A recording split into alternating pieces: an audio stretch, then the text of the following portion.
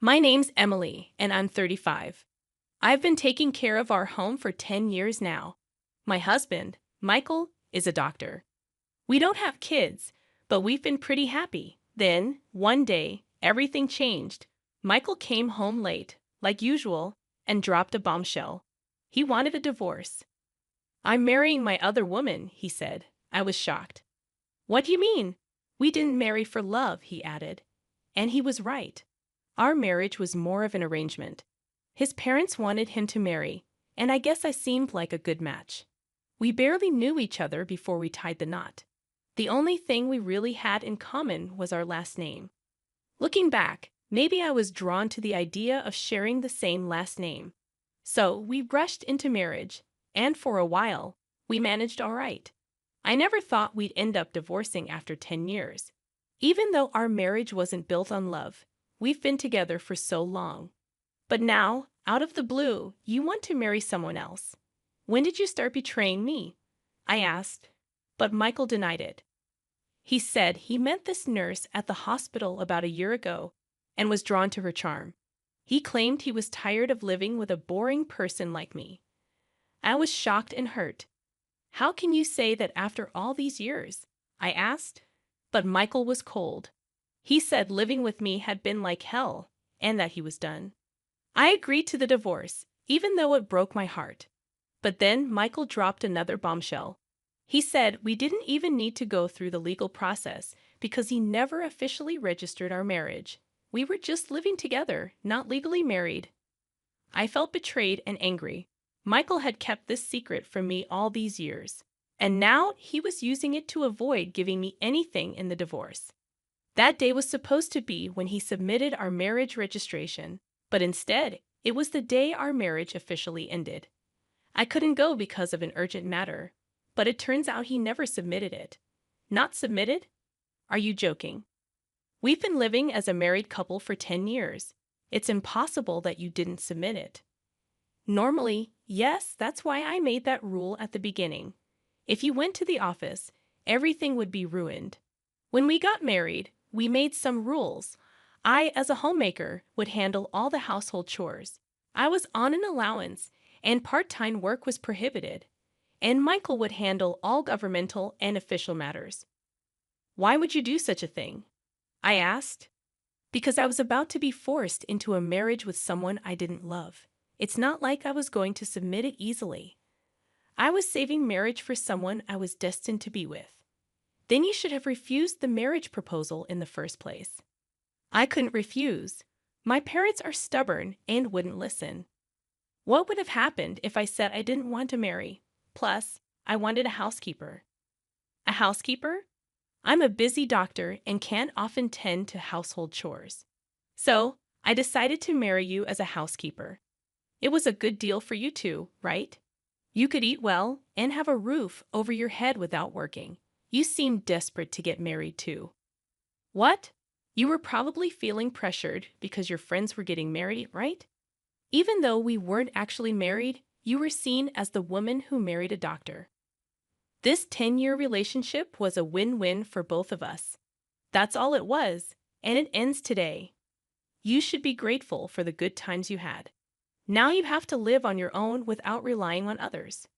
I can't believe this. Oh, and one more thing. Don't tell my parents about this. If you do something unnecessary, you know what will happen to your father, right? My father, who runs a medical equipment sales company, has a contract with the hospital where he works. It was through my marriage to him that this connection was made. If I told my in-laws, he's implying that he'd sever the contract as a threat. In other words, he's threatening me not to do anything unnecessary. It's your fault for being deceived. How pitiful to be thrown out with nothing, he said, laughing. But the one who would be thrown out without knowing anything was actually him. I couldn't help but burst into laughter. What's so funny all of a sudden? I can't believe you became a doctor with that kind of knowledge. What do you mean? I knew all along about your mistress and that you didn't submit our marriage registration.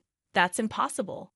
That's why I've been preparing, waiting for the day you'd bring it up yourself, preparing to get my revenge on you. In fact, I had a gut feeling about my husband's infidelity for the past 6 months. but I lacked solid evidence to confront him. So, I decided to hire a private investigator to look into his affair. Ma'am, there are two things I need to tell you, the investigator said. The first is that your husband is indeed having an affair. We got evidence of him entering a hotel with a nurse from his workplace. And the second is from their conversations. There's a possibility that you two are not legally married. Not legally married? What does that mean? I'd overheard your husband and his mistress at a cafe. He said they didn't need to worry about alimony or property division since they never submitted a marriage registration. What? I can't believe it. We've been living as a married couple for 10 years. I don't know why he didn't submit the marriage registration. That's why he never let me handle any official procedures. Yeah, that seems to be the case. I can't believe this. How could this happen? It's rare to hear about not submitting a marriage registration for 10 years, but it's not unheard of. This is too much. Am I just supposed to accept this? If we were never married from the start, there's nothing I can do. Not necessarily. What do you mean? Let's make him pay for deceiving you for 10 years. First, we need to prepare without him noticing. And so, I began to prepare with the investigator to punish my husband. So, what if you knew we were never married from the start? So, it doesn't matter what I do with other women. I don't need to take any responsibility, he said, trying to brush off his actions. You said I was pitiful for not knowing anything, but it seems you were the one who was pitiful. What do you mean? We're considered to be in a common law relationship on paper. So what? You might not know, but you can actually claim alimony and divide property in a common law relationship. What? He didn't know that registering as a de facto marriage would backfire on him. You can make claims in a common law relationship. It's not well known, but yes, you can. Of course, there are some conditions. Looking at your case, it seems you meet them. What are these conditions? The common law relationship is established based on these two criteria. First, both parties must have the intention to marry. If it's just living together, that's cohabitation. Mutual intent to marry is key. That seems subjective and hard to judge. For instance, if you had a wedding ceremony or were recognized as a couple by others, it can be acknowledged. We've had a wedding ceremony, and our parents and friends know us as a couple. Then the first criterion is met. The second is living as if married. This includes sharing household life for over 3 years. You've been living together as a couple for over 10 years. As a homemaker, you've obviously shared the household finances. This is recognized as a marital relationship. So that means if you can provide proof of what we discussed, you can claim alimony and divide property. I'm not an expert in this area, so I'll introduce you to a lawyer. You can work with them to bring him down. After consulting the lawyer I was referred to, I was told that I could indeed claim alimony and property division from my husband. So I'm going to demand alimony and property division from you. I informed my husband, who turned pale. His confidence, which had looked down on me just a moment ago, was gone. But even if you can claim alimony and property division, you're just an unemployed woman. Do you plan to rely on your parents after being kicked out? Didn't I say I was preparing? I've already found a job starting next month. I've also got my eye on a new place. Don't worry about me. What he thought, I, a clueless homemaker, would be helpless, but the tables had turned. So, I'll make sure to discuss this with your parents, just so you know. Do you not care what happens to your father if they want to break the contract? Let them. Sure, you were the link to the hospital, but the contract continued because of my father and his company's efforts. Whether or not they keep the contract is up to them. Let's see if they'll break a contract just because the doctor's wife of 10 years was a lie. Try saying that you, my father, and I won't be affected if the contract is broken over this. It only shows the depth of their trust. We'll just find another hospital to partner with. Saying this, I took out my phone.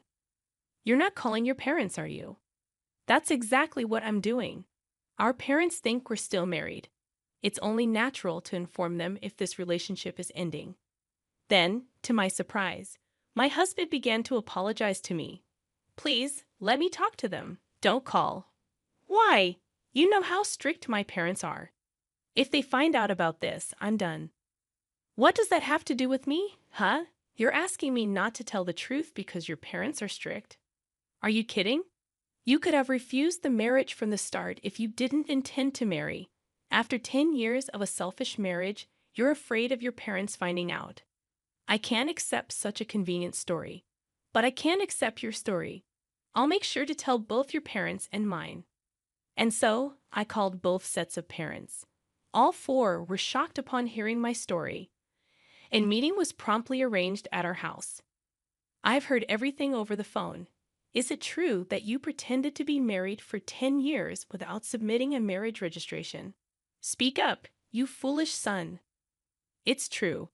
I didn't submit it. Why would you do such a thing? Didn't you think about how Emily would feel? I had no choice. No choice, you say? How can you even say that? It's actually your fault, Dad and Mom. I didn't want to get married yet.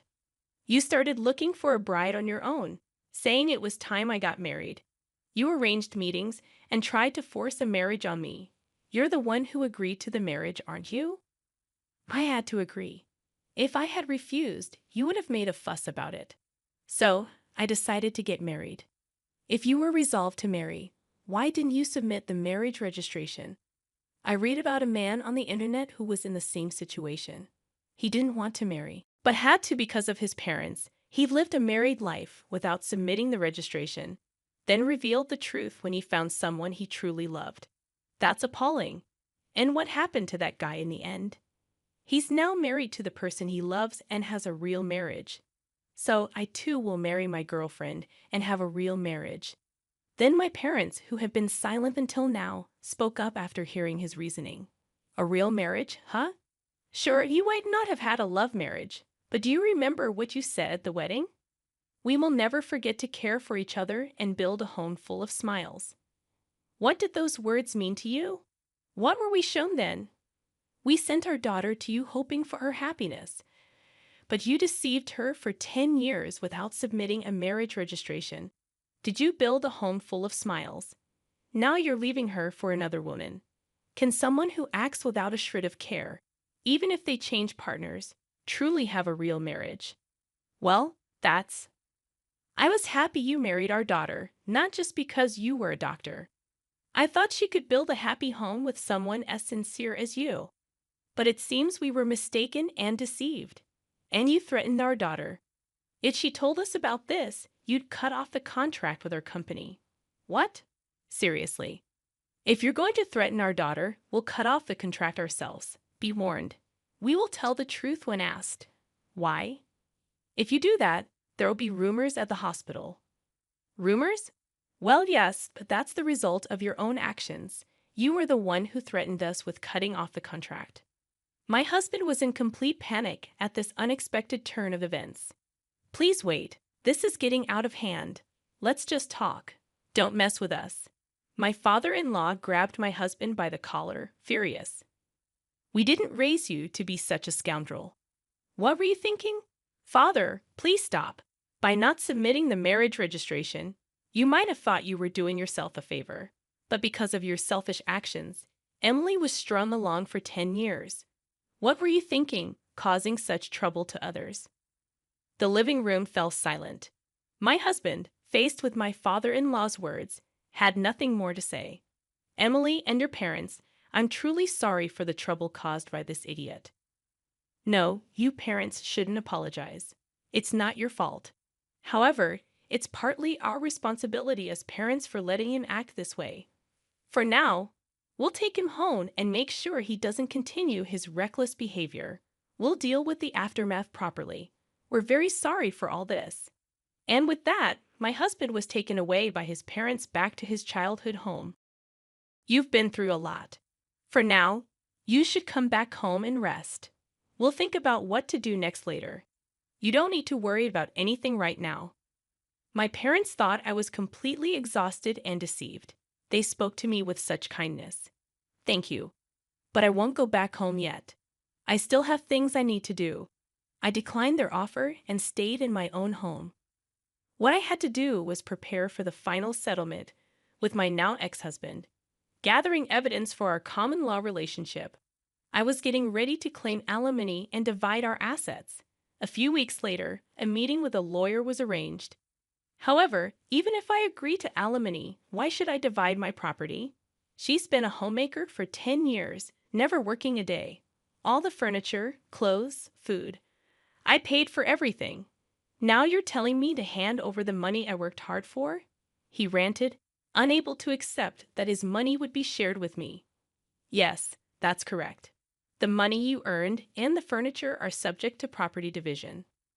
Why does it have to be like that? Who did the housework while you were working? Who cooked meals with the groceries you bought? That's irrelevant now. No, it's very relevant. A homemaker is entitled to property division because housework and childcare have economic value. Speaking as a human, not just a lawyer, do you think housework is something anyone can do? That it's just expected of a homemaker? The reason you could live freely is because of her support. Don't get that wrong. What? And this situation is a result of your actions, yet you have the audacity to be selfish. What did you say? Never mind. Anyway, she's entitled to half of the assets for property division. That's how it is. Dan. Regarding alimony, we intend to claim $100,000 from you. $100,000. Why so much for a relationship that wasn't even a marriage? It's precisely because you weren't married. Normally, alimony claims in common law relationships range from $10,000 to $40,000. However, in your case, you pretended to be married for 10 years and selfishly tried to kick her out when you found someone else. The amount is determined by the severity and duration of your actions. But still, you may think 10 years is just a short time, but it's longer than you realize. During that time, she devoted herself to you, believing you were a married couple. You have no right to complain after betraying her. A perfect rebuttal. He couldn't say anything and reluctantly agreed to my demands. Then I also sent a notice of claim for alimony to his mistress. I knew who and where she was, thanks to the investigator. As he had said, she was a nurse working at the same hospital. The mistress, having heard from him that there was no possibility of alimony or property division, must have been utterly shocked by the contents of the claim. Wait a minute, this isn't what you told me. What do you want? I told you not to talk to me at the hospital. I got this from your wife. You said there wouldn't be any alimony because we weren't married. What's this all about? I later learned that in a panic after being served with the alimony claim from me, she confronted him at the hospital with the notice I had sent. Okay, let's talk about this later, not here. There are too many people around. We'll both be in trouble if this turns into a rumor. I don't care about that. I can't pay this kind of alimony. You said it was okay, so you should pay it for me. What? I won't pay a penny. You were the one who wanted this relationship. You said I was the only one for you, that you wanted to marry me. Hey, quiet down. Everyone can hear us. Just so you know, I'm not in the wrong here. If you want to make amends with your wife, do it yourself. Tell her I don't owe her a penny, that you'll take care of everything. Wait, hold on. Hey. This exchange led to the revelation of their affair to the entire hospital. It quickly became the talk of the place. And then the final blow was my father's request to the hospital. I apologize, but we would like to terminate our contract at the end of next month. Then the hospital, aware of the rumors, asked my father, "Excuse me for asking, but is the reason for canceling the contract related to Dr. Michael's affair? It's already become a rumor." Yes, a nurse presumed to be involved caused quite a scene. I never imagined he had been pretending to be married for 10 years without submitting a marriage registration. I never expected it to turn out like this. You mean he never submitted the marriage registration? Weren't you aware that he hadn't submitted the marriage registration? All we knew was that he, being married, had an affair. What do you mean he didn't submit the marriage registration? With my father's request, It was revealed that he had been deceiving me for 10 years by not submitting the marriage registration. This news spread among the other nurses. Dr. Michael deceived his wife for 10 years without submitting a marriage registration, and he had an affair with a nurse. How low? How could he do that? Can someone really not notice for 10 years? Apparently, Emily's maiden name was the same, and he managed all the official paperwork. That's scary. The rumors spread not only among hospital staff, but also to patients, and both Michael and his mistress received cold stares. Unable to endure, they soon resigned from the hospital. As my father told me, "Did you manage to get the alimony?" "Yes, I received payments from both him and his mistress." She refused to pay until the end, claiming she was deceived. But the lawyer made it clear her argument wouldn't hold, and she reluctantly agreed to pay. That's good. What about you, Dad? Did the contract get canceled after all? No, that's off the table. He resigned, and since our company is trusted, the hospital asked us not to cancel the contract. We couldn't cancel it after they asked like that. That's a relief.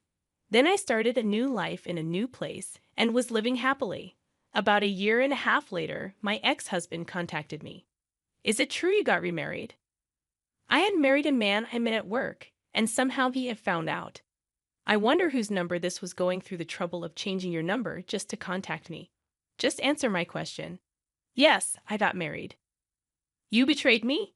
Betray. We were never legally married, so I didn't think it would matter to you, right? That's a different matter, indeed. Indeed, things are different now. We're completely separated, so my marriage has nothing to do with you. Is that why you contacted me? After I said this, he seemed at a loss for words. Then he taunted, "Of course, you're still unmarried since you probably haven't submitted a marriage registration. You're that kind of woman." But things weren't as he imagined. Unfortunately for you, my husband isn't the kind of person to do such terrible things.